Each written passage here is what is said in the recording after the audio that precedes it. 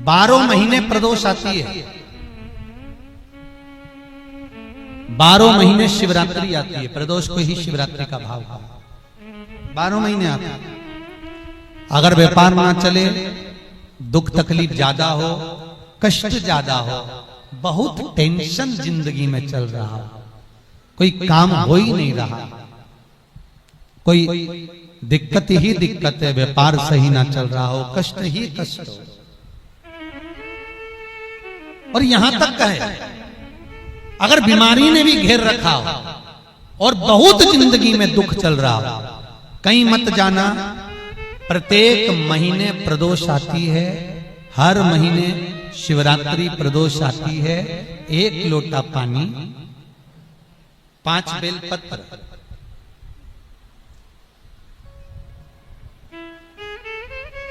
5 बेलपत्र, 1 शमी पत्र, 1 शमी पत्र, 5 बेलपत्र तांबे के लोटे में जल में डाल लीजिए। 7 दाने अक्षत के, आखे अक्षत के डाल लीजिए। और प्रदोष काल में, प्रदोष काल जो शाम का समय होता है, प्रदोष काल में भगवान शंकर के मंदिर जाकर पांव में चप्पल पहनकर ना जाइए। घर में घी का दिया लगाकर कलश लेकर शिव के मंदिर में चले जाइए। शिव मंदिर में दिया नहीं लगाना है आपको, केवल घर में दिया लगाकर जाना है। और शंकर जी के मंदिर में वो ऐसा कैसा ही पानी पूरा उंडेल कर डालकर शिवलिंग पर आ जाइए। झोली पसार कर प्रणाम करिए। शंकर की देहली पर 2 मिनट बैठकर ओम नमः शिवाय का स्मरण कर लीजिए। ओम नमः शिवाय भी आपको बोलना बताया था कि सौभाग्यवती नारी स्त्री नमः शिवाय ओम बोले और पुरुष ओम नमः शिवाय। अगर पति और पत्नी दोनों बैठकर जाप कर रहे हैं तो दोनों ओम नमः शिवाय बोल सकते हैं।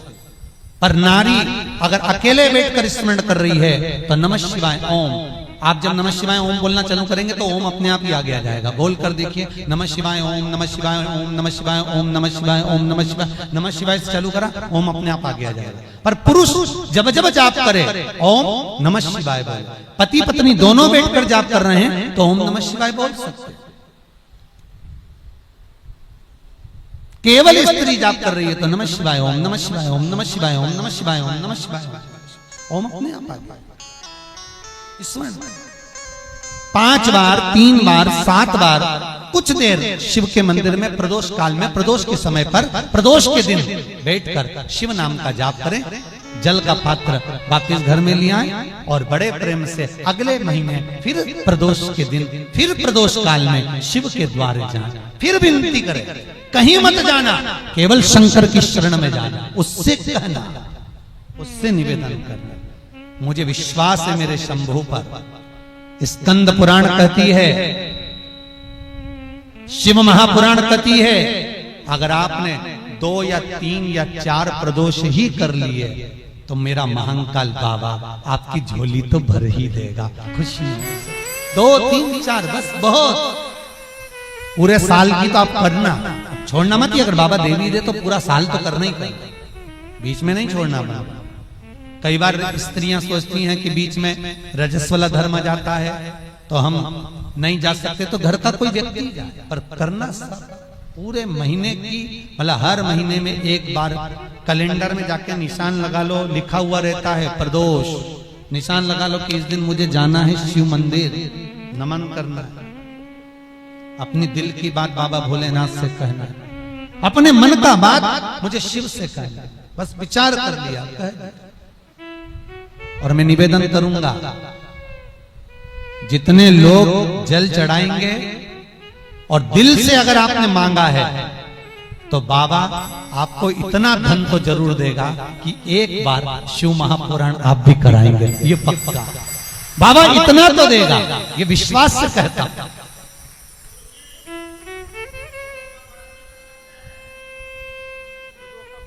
हाँ, आपका मन है करना हो तो करो, नहीं तो यहाँ तो हमारे यहाँ तो शिव महापुराण की कथा कहती है, तुम्हारा भाव पड़े वैसा करो। पर प्रदोष का जो नियम बताया है, शंकर का अनुमोदन जो बताया है, वो कर सकते।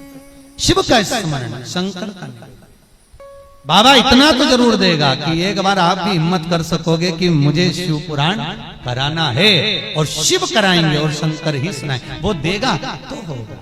वृंदा का सातित्व अगर इतना प्रबल है तो फिर इसको मारना मुश्किल है।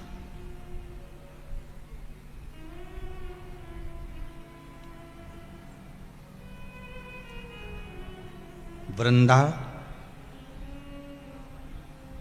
उस समय में, वृंदा उस सतयुग के समय में सबसे बड़ी वैष्णव थी, जिसने अपने प्राणों को त्याग कर तुलसी का क्यारा बन गई थी।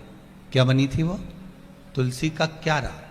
और आज भी चाहे किसी भी संप्रदाय के वैष्णव हो, चाहे वल्लभ संप्रदाय से हो, चाहे रामानुज संप्रदाय से हो, चाहे निम्बार्की संप्रदाय से हो, चाहे राधा वल्लभ संप्रदाय से हो, आप जिस संप्रदाय से आपने मंत्र लिया हुआ है और आप अगर वैष्णव हो तो वैष्णव का परम रतन है, परम रतन वैष्णव का है तुलसी का पत्र, तुलसी दल।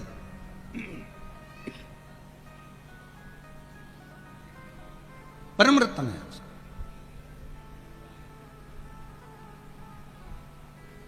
उस सतयुग के समय पर वृंदा परम भगवदीय वैष्णव थी, जिसने भगवान के साथ में जो लगन लगाई, जिसने भगवान के साथ में जो हम भगवत स्मरण करा, उसके बराबर दुनिया में कोई स्मरण नहीं कर पाया। भगवान श्री नारायण को, हरि को तो छोड़ती ही नहीं थी।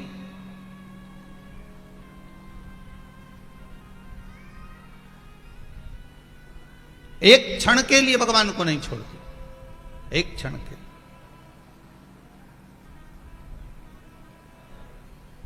भगवान की भक्ति में डूबी रहती, दिन दिन रात भगवान की भक्ति में लगी रहती। और वो भक्ति भी कोई साधारण नहीं थी वृंदा की। महाराज कहते हैं शिव महापुराण के अंतर्गत जलंधर और वृंदा का जो चरित्र कहा गया, उस चरित्र में वर्णन करा गया कि वृंदा कई कई वर्ष तक, कई कई साल तक तो अन्न ग्रहण नहीं करती थी। केवल भगवान नारायण का स्नान का जल अपनी अंजलि में लेती थी, और अंजलि में जितना भाग आता था उसी भाग को ग्रहण कर अपना जीवन जी लेती थी। इतना वैष्णव धर्म मां उस वृंदा ने निभाया। अब जरा विचार करिएगा, बहुत बहुत अच्छी जगह पर कथा पहुंच रही है, उसका स्मरण करिएगा। वैष्णव शिव महापुराण की कथा चल रही है, वो कहां पहुंच रही है इस पर आपको ध्यान देना है। महाराज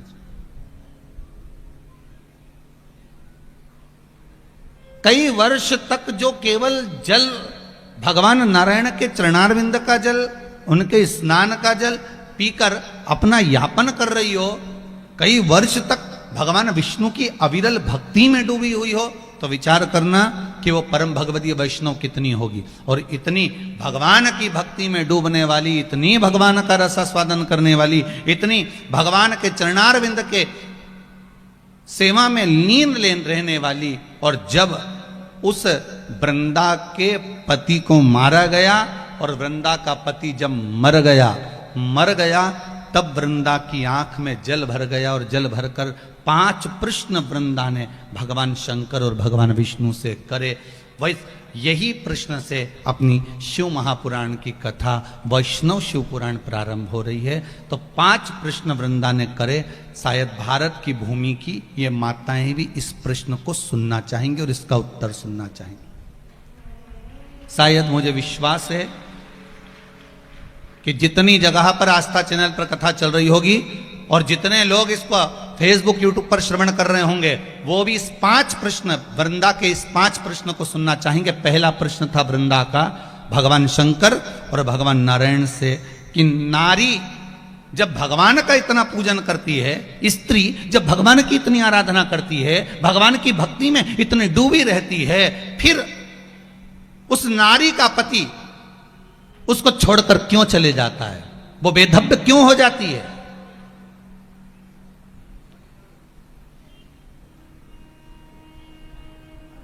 अभी कोरोना महामारी के चलते पिछले वर्ष में इतने लोग जो शांत हो गए, उस शांत होने में कई माताओं ने पत्र लिखा। जैसे आप लोग ये पत्र लिखते हो ना, ये पत्रों आप लोगों ने जो लिख लिख के भेजे हैं, ऐसे कई पत्र माताओं ने लिख लिख कर भेजे कि गुरुजी ये बताओ कि हम तो इतना भजन करते हैं, हम इतना स्मरण करते हैं, हम इतनी भक्ति धारण करते हैं, हम इतनी कथा सुनते हैं, हम इतना नाम जाप करते हैं, हम शिव के मंदिर इतने जाते हैं, हम राम के मंदिर इतने जाते हैं, हम कृष्ण के मंदिर इतने जाते हैं, हम इतना भगवान का भजन करते हैं, फिर कारण क्या हुआ कि हमारे पति हमको छोड़कर चले गए? मैंने एकादशी का व्रत करा, मैंने प्रदोष का व्रत करा, मैंने शिवरात्रि का व्रत करा, मैंने तीज का व्रत करा, छोटी तीज, बड़ी तीज, ये तीज, वो चतुर्थी, पंचमी, छठ, अष्टमी, सारे व्रत हमने करे, फिर कारण क्या? फिर क्या कारण? और केवल खरगोन के लोग इस प्रश्न को नहीं सुनना चाह रहे हैं, पूरा विश्व इस प्रश्न को सुनना चाह रहा है कि जो वृंदा ने जो प्रश्न करा है वैष्णव धर्म के अंतर्गत करा है कि जब परम भगवदीय वैष्णव, जब भगवान का भजन करने वाला, भगवान की उपासना करने वाला वैष्णव कहते ही किसको है? जो भगवान की भक्ति में डूबा।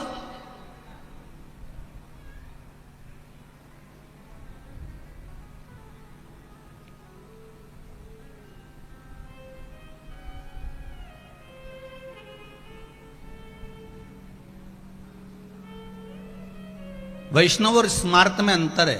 आप लोग कभी कैलेंडर देखे हैं आप लोगों ने? जम के बोलो जरा। कैलेंडर आपके घर में होगा तो उसमें 2 एकादशी पड़ती है। बोलो सही है कि गलत है? एक में लिखा रहता है वैष्णव की एकादशी और दूसरी में लिखा रहता है स्मार्त। जम के बोलो जरा, स्मार्त एकादशी। अब लोगों उनको चक्कर में पड़ जाते हैं कि हम ये करें कि ये करें, पर शिव महापुराण की कथा कहती है कि तुम्हारी मर्जी पड़े जो करो, तुम तो बड़े पर करो जरूर। हम तो यहां तक कहते हैं वल्लभ कुल की एकादशी करो, भले बकरी जैसे चरो पर करो, पर अपने को छोड़ना नहीं है एकादशी। भले तुम वैष्णव धर्म की कर लो चाहे स्मार्ती की कर लो, पर करो।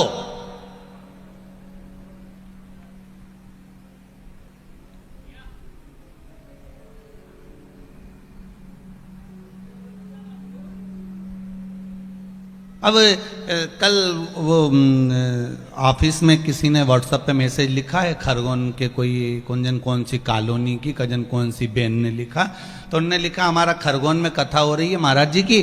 अब महाराज जी से हमें ये पूछना है कि हम आस्था चैनल पे टीवी पे सुने कि पंडाल में जाके सुने? अब बताओ इनको। तो वो समीर जी बोले कि वो गुरु जी वो आया है, इसका उत्तर क्या लिख के देना है? तो हमने कहा लिख के एक बात उनको कह दो कि एक घर में पिज़्ज़ा बुलवा लो और एक टीवी पे पिज़्ज़ा देख लो, ठीक है? समझ में आ रहा है ना? थोड़ा थोड़ा आ गया कि नहीं आ गया? तो बस दोनों में क्या अंतर होगा? अगर नजदीक में कथा हो रही है और आपके, हम तो यहां तक कहेंगे महेश्वर, बड़वानी, मंडलेश्वर और जो आसपास के गांव में जितने भी गांव के लोग आसपास में निवास कर रहे हैं, हम तो उनसे भी कहेंगे देखो कुछ भी हो, शादी के अगर पत्रिका आई है, पत्रिका से मतलब है अगर सूचना मिली है कि कथा हो रही है, तो एक बार जाके स्टेज पे मतलब दूल्हे को लिफाफा जरूर दे के आओ, उन्हें फोटो खिंचवा के आओ। तो दूल्हे को लिफाफा दे के फोटो इसलिए खिंचवा, साहब कि तुम्हारे यहाँ से पत्रिका आई थी ना तो हम आए थे, हो हमारा फोटो देख लीजिए। तो भगवान के भी मालूम पड़ जाएगा कि के खरगोन में कथा हुई और इन्हें फोटो खिंचवाया, और भगवान भी देख लीला भाई के है फोटो में है, के भैरू सिंह के है, ये भी तो इसको दिखना चाहिए कम से कम। हो शंभु शरणे पड़ी, मांगू घड़ी रे घड़ी, दुख काटो, दया करी ने दर्शन आपो। शंभु मांगू घड़ी रे घड़ी, दुख काटो, दया करी ने दर्शन। भगवान शिव से निवेदन, आप सबसे भी निवेदन, भाव से सुनो। और कथा सुनने बैठो तो ऐसे मत बैठना किसी ने मार ठोक के बिठाया, चुपचाप बैठ ही रह जाए, ऐसे नहीं बैठना। अपन तो घर से चलो नहीं जा तो जोरदार, मैं तो चली वृंदावन राणा, मेरे तो भाग जगे और महलों में तेरे आग लगे। हमें कोई मतलब नहीं, हमें तो कथा सुनना है। 7 दिन घर वालों से कह दीजो मैं 7 दिन कथा में जाऊंगी और कथा सुनूंगी, और जितने टीवी पे सुन रहा है वो भी बोल देना अपने अपने परिवार वालों को, हमारी कथा सुन ली जो है 1 बजे से 4 बजे तक आ रही है, और मेरे को मत परेशान करना, मैं कथा सुन लूं। पहला प्रश्न है वृंदा का, जो संपूर्ण विश्ववासियों को सुनना है, उसका उत्तर कि महाराज जब हम इतना पूजन करते हैं, इतने व्रत करते हैं, जितना तो पुरुष व्रत नहीं करता, जितना पति व्रत नहीं करता, उतना नारी तो करती है ना। चतुर्थी का व्रत करती, तीज का व्रत करती, छठ का व्रत करती, सोमवार करे, मंगलवार करे, 16 सोमवार करे, संतोषी माता का व्रत करे, कहीं लक्ष्मी जी का व्रत करे, कहीं तीज का व्रत करे, कहीं कोई सा व्रत करे, कहीं किसी का उद्यापन करे, कहीं एकादशी का व्रत करे, कहीं प्रदोष करे, कहीं संक्रांति करे, कहीं 16 सोमवार, सारे व्रत माताएं करती है। तो वृंदा का पहला प्रश्न है, जब नारी इतने प्रेम से भगवान को रिझाती है, मंदिर जा जाकर पूजन करती है, रात रात भर बैठकर जागरण करती है, ढोलक बजाकर मंजीरा बजाकर कीर्तन करती है, एकादशी का भजन करती है, फिर नारी के भाग्य में ही ये क्यों लिखा होता है कि नारी के सामने कई नारियों का पति चले जाता है, उसको वैधव्यता का जीवन जीना पड़ता है। जैसे जलंधर की जाने के बाद वृंदा अकेली पड़ गई, तब वृंदा ने शंकर और भगवान नारायण से यह प्रश्न किया। वैष्णव का, एक परम भगवदीय वैष्णव का उस परमात्मा से प्रश्न है।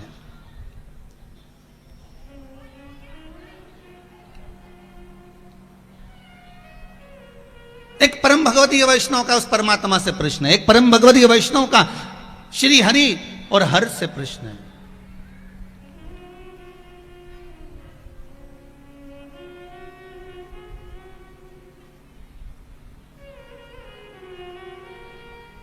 एक भगवान का भक्त भगवान से प्रश्न कर रहा है कि आप उत्तर दो, क्यों, किस लिए, क्या कारण है कि नारी को यह दुख झेलना पड़ता है वैधव्यता का। वो कितनी उपासना करती है, केवल इसलिए करती है कि महाराज, वो उपासना इसलिए करती है कि प्रभु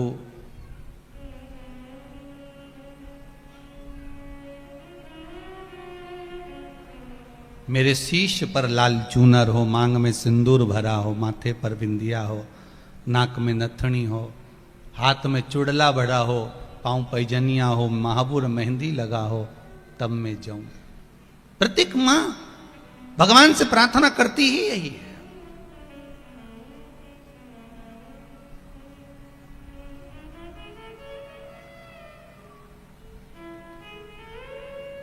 प्रत्येक मां करती। महाराज,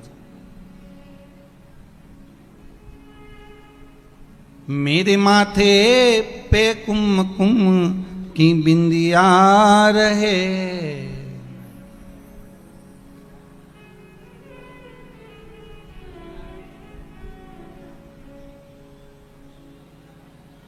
हे मां, हे जगत जननी, हे मेरे भोलेनाथ, हे श्री नारायण, हे लक्ष्मी मैया,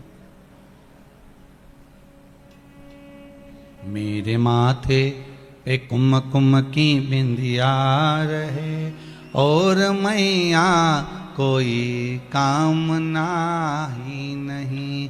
मेरे माथे पे कुमकुम की बिंदिया रहे, और मैया कोई कामना ही नहीं। मेरे हाथों में भर भर के चूड़ियाँ रहे, मेरे हाथों में भर भर के चूड़ियाँ रहें, और मैया कोई कामना ही नहीं। माँ, इसके सिवाय कोई कामना नहीं हमारी, कोई कामना। फिर क्यों ऐसा हुआ? तब भगवान नारायण कुछ नहीं बोले। क्यों नहीं बोले? क्योंकि वृंदा के सातित्व को नारायण ने डिगाया था।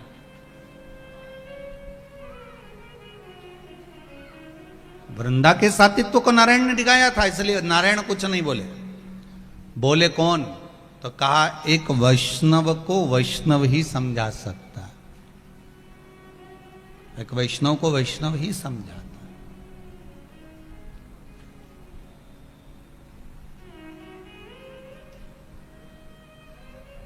एक घर में दादाजी मर गए। अब दादाजी मर गए तो सब बहुएं रो रही थी।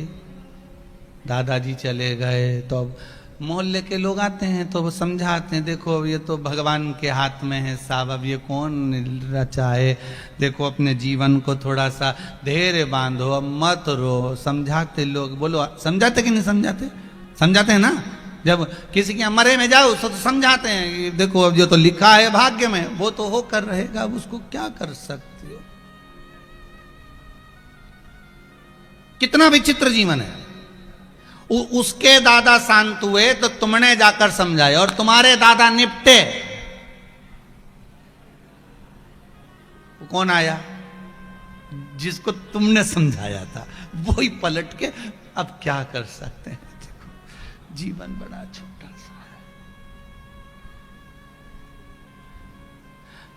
ये पक्का है कि जिसने बैटिंग करी है वो बॉलिंग भी करेगा और जिसने बॉलिंग करी है वो बैटिंग भी करेगा। ये पक्का। मतलब दुख सुख मनुष्य के जीवन में कभी भी किसी जगह, हर पल, हर घड़ी, हर क्षण कहीं पर भी आ सकता है। कोई जरूरी नहीं है। जब भगवान राम